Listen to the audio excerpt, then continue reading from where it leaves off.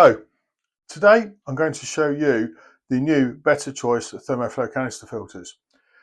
We have 3 of these in the range, suitable for 250, 400 and 600 litre aquariums. There are 3 outstanding features on the new Betta Thermo canister filter, one of which is the integrated heater, which is easily removable and easy to adjust to. You've got a pre-filter, which is easily accessed, easy clean as well. And then you've got the tap adapter, which is double function. One of which you've got the black lever, which locks it into the canister itself. And then you've got the blue lever, which regulates the flow. I think that's going to be very popular with consumers. To get inside the filter is very easy. You have the usual 4 canister clips, which easily pop off like so. The next bit you have to be very careful with, because the heater does protrude down deep into the canister, so lift it up straight so you don't damage your heater on the way out, and lift it off like so. Inside the filter itself, on the top we've got a filter screen. In the top basket you've got 3 filter pads, 2 fine white and 1 coarse blue. In the second basket you've got your ceramic filter media, and in the base of the filter you've got your plastic biomedia. We now have the filter set up and running on the aquarium, so we'll start in the aquarium itself.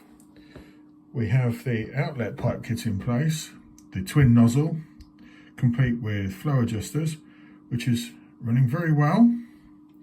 And over to the far corner we have the intake pipe complete with surface skimmer, which again is doing a good job.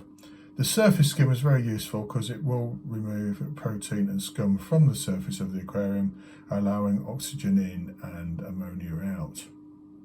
Moving on to the unique selling points of the filter.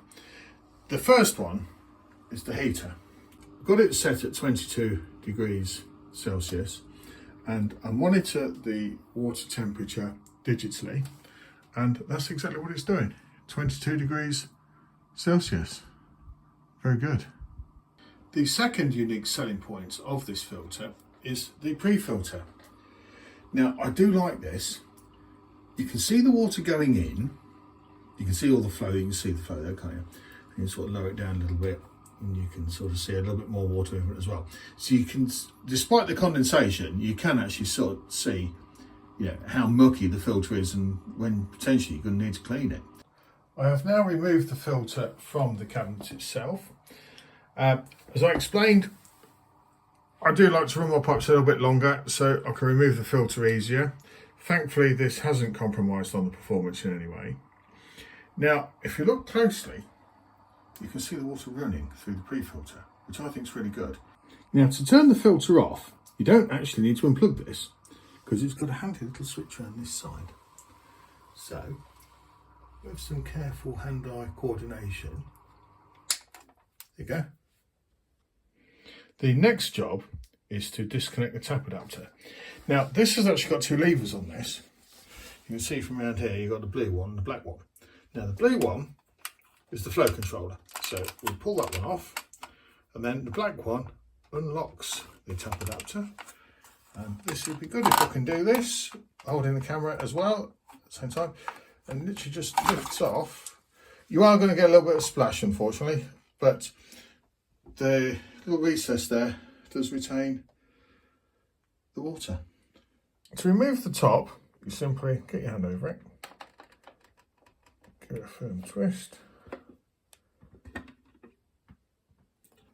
Now to remove the pre-filter basket itself, grab the yellow centre there, lift it up. Now we'll just twist it to one side so we can show you what's happening. Twist it through and rest it. Now we've got 3 coarse filter pads in here. Now these are selectively collected fragments of Java fern and other detritus that's been floating around in the aquarium, and you can see through the layers how much has been trapped.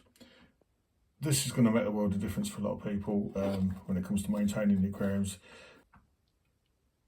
Now all we've got to do is pop it all back together, which is very simple. Pop that back on the top, like so. And then I'll reach across to grab the pipes, and they just push down like so. Your black lever first, followed by your blue lever, followed by pressing the button.